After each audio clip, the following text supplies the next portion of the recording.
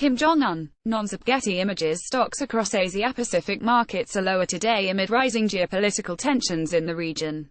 It follows a sell-off in overnight markets, as global stocks got the jitters from rising levels of animosity between the US and North Korea. Overnight there was more tough rhetoric from US President Donald Trump, who told reporters that his fire and fury comment may be wasn't tough enough.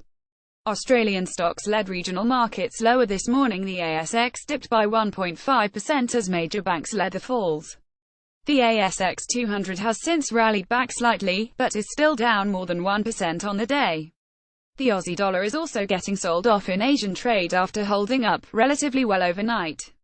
A short time ago, it was down 0.37% against the US dollar at 0.7846 and had lost ground against each of the major currencies. South Korean stocks opened 1.2% down and declines have continued in midday trade, with the index falling by as much as 1.74%.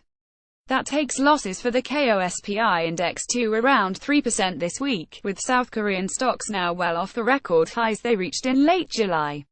Not surprisingly, the Korean won is also lower, down a further 0.26% against the US dollar after losing 1.3% over the previous 2 days. Turning to mainland China, China's benchmark Shanghai Composite Index opened 0.6% lower, but has faced more selling and is now down by 1.6%. But the Chinext Index, which tracks small-cap Chinese stocks and is prone to bouts of volatility, was actually 0.26% higher in midday trade. Hong Kong stocks dipped sharply at the open. Falls in China have been almost doubled by Hong Kong's Hang Seng Index, which were down by 1.2% shortly after the index opened at 11:30 am AEST. Huge internet conglomerate Tencent Holdings, which is listed in Hong Kong, was down by more than 3%. India follows its neighbours lower. India's Nifty 50 index has dropped by 0.9% at the open.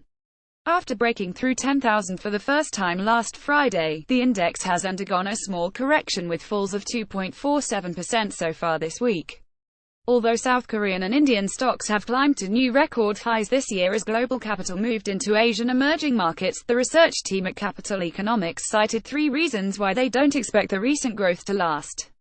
First, the ongoing hostility with North Korea is not only likely to keep the MSCI Korea Index under pressure, but could also weigh a little on equities elsewhere in the region, Capital Economics said. They also forecast that China's economy will lose some momentum in the second half of the year, and don't expect the same contribution to recent growth from the huge IT companies think Samsung in South Korea, Tencent Holdings and India's Infosys in the region.